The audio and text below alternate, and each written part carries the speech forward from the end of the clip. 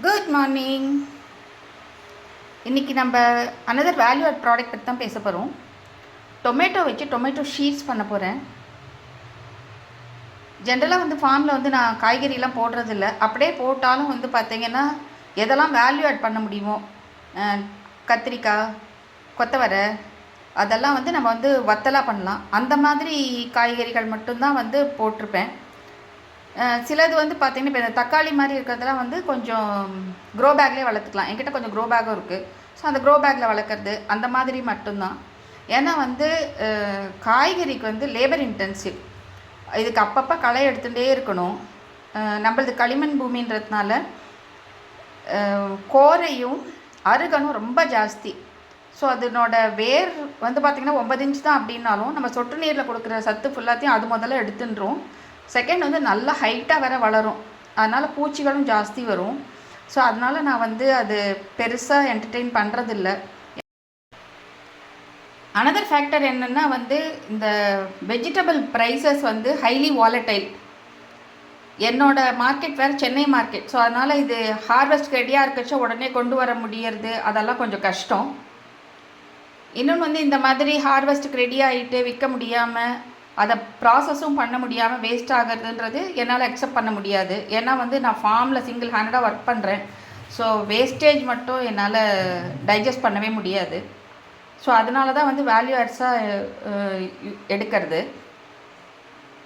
இப்போ நான் இந்த தக்காளி என்ன பண்ணியிருக்கேன்னா, இந்த முனையெல்லாம் கட் பண்ணிவிட்டு நல்லா க்ளீன் பண்ணது குட்டி குட்டியாக நறுக்கி வச்சுருக்கேன். இப்போ இதை என்ன பண்ணணும்னா, ஒரு மிக்சியில் போட்டு நல்லா அரைக்கணும், கூழாக அரைக்கணும். அரைச்சிட்டு இதை வடிகட்டணும். இப்போ தக்காளியை நல்லா அரைச்சி வடிகட்டி வச்சுட்டாச்சு. ஸோ இந்த மாதிரி சீட்ஸ் எல்லாம் நம்ம ரெசிடியூவாக நின்று போயிடுவோம் இப்போது. ஸோ இப்போ நம்ம இதை என்ன பண்ணோன்னா, நல்லா ஒரு பெரிய பிளேட்டில் கொட்டி அப்படியே காய வைக்க வேண்டியது தான். அது என்ன, ஒரு பிளேட்டோ 2 பிளேட்டோ எவ்வளோ தேவையோ அதில் கொஞ்சம் கொட்டி காய வச்சிடணும். ஃபஸ்ட்டு 2 days நான் உள்ளே தான் வைக்கணும், ஃபேன் அடியில். எக்ஸ்டர்னல் டெம்பரேச்சர் ஹாட்டாக இருக்கிறதுனால உள்ளேயும் காயும் கண்டிப்பாக. ஏன்னா இப்போ நம்ம வெளியில் வச்சோம்னா மேலே ஒரு துணி போட்டு போத்தி விடுவோம். இது வெட்டாக இருக்கிறதுனால அந்த ஜூஸ் எல்லாம் அந்த துணியிலெல்லாம் படும். துணி கொஞ்சம் அப்சார்ப் ஆகும், கொஞ்சம் ரொம்ப ஷாபி ஆகிடும். அதனால் நான் ஒரு 2 நாள் உள்ளே வச்சுட்டு மேலே தொட்டு பார்க்கச்சோ கொஞ்சம் ஈரம் காஞ்சிட்ட பிறகு நல்லா வெயிலில் வச்சுட்டு நல்லா ஷீட் நல்லா காஞ்சி பிளேட்லேருந்து கீரல் போட்டு எடுக்கிற அளவுக்கு வந்த உடனே எடுத்து ஸ்டோர் பண்ண வேண்டியது தான். ஆனால் இது எத்தனை நாளில் காயும் அப்படின்றது தெரியல. ஏன்னா இது என்னோடய ஃபஸ்ட் அட்டம்ப்ட்டு. அதனால் இப்போ ட்ரை பண்ணால் தான் தெரியும் எத்தனை நாள் ஆகும் அப்படிங்கிறது. இதில் அட்வான்டேஜ் என்ன அப்படின்னா நம்ம ப்ரைஸ் ஓரளவுக்கு நம்ம ஸ்டெபிலைஸ் பண்ணிடலாம். நமக்கு ரொம்ப ஹையாகவும் வேணாம், ரொம்ப லோவாகவும் கொடுக்க முடியாது. ஏன்னா இப்போ நம்ம களை எடுக்கிறதுலேருந்து, இதுக்கு இயற்கை உரம் தயாரிக்கிறதுலேருந்து, பூச்சி விரட்டி கொடுக்கறதுலேருந்து, கரெக்டாக ஹார்வெஸ்ட் பண்ணுறதுலேருந்து அத்தனையும் பார்த்திங்கன்னா நான் இறங்கி பண்ணுற மாதிரி இருக்குது. ஸோ இதில் பார்த்திங்கன்னா ரொம்ப லோவாக ப்ரைஸ் கொடுத்து அதை கீழே கொட்டுறது அதெல்லாம் அவாய்ட் ஆகிடும். ஸோ அதுக்காக தான் இந்த முயற்சி. இது எப்படி வருதுன்னு பார்க்கணும். நான் பார்த்துட்டு அப்புறம் அடுத்த ஒரு போஸ்ட் போடுறேன். சக்ஸஸ் ஆச்சுன்னா மார்க்கெட்டுக்கு வரும். பெரிய அட்வான்டேஜ் என்ன அப்படின்னா இந்த ஷீட்ஸ் நம்மளுக்கு கொடுக்கச்சு அந்த மினிமம் ப்ரைஸ் ப்ரொடெக்ட் ஆகிடும். அதை பர் ஷீட்டோ இல்லாட்டா பர் கிராமோ கொடுக்கச்ச நம்ம அந்த ப்ரைஸை கால்குலேட் பண்ணி தான் கொடுப்போம்.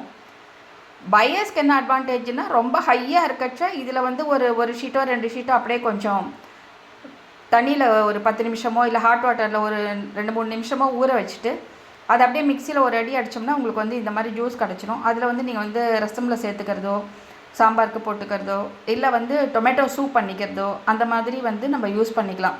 ஸோ இது வின்-வின் சுச்சுவேஷன் தான். அந்த டைமில் நம்ம போயிட்டு 100 ரூபா இருக்குது அப்படின்னு தக்காளியை சாப்பிடாமே இருக்க வேண்டாம். 3 ரூபா இருக்குதுன்னா வாங்கி வச்சு அழுகவும் வேண்டாம். ஸோ இந்த ப்ரைஸ் ஃப்ளக்சுவேஷனையும் இது அட்ரஸ் பண்ணும்.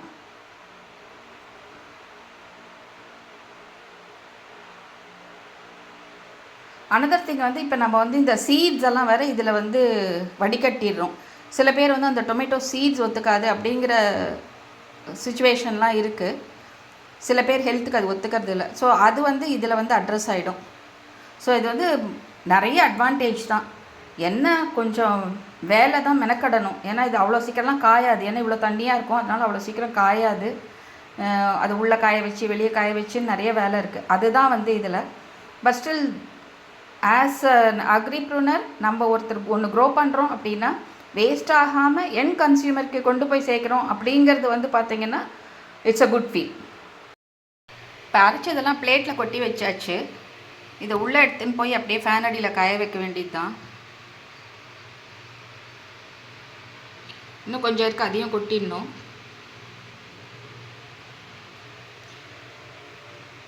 இது ஒன்ஸ் ரெடி ஆகிட்ட உடனே நான் ஒரு போஸ்ட் போடுறேன்.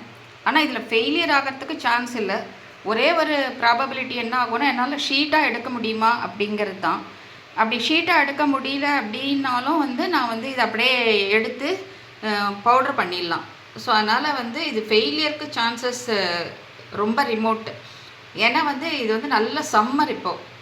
இதே வந்து கொஞ்சம் மழை காலமாக இருந்ததுன்னா இல்லை பனிக்காலமாக இருந்ததுன்னா there is every chance fungus டக்குன்னு வந்துடும் இதில் உள்ளே காய வைக்கச்ச. இப்போ ஹாட் சம்மர்ன்றதுனால அந்த ப்ராபபிலிட்டி வந்து நாக்ட் ஆஃப். ஸோ அதனால் அது கிடையாது. ஸோ ஒன்ஸ் நான் இது ரெடி ஆனவொன்னு ஒரு போஸ்ட் போடுறேன். தேங்க்யூ.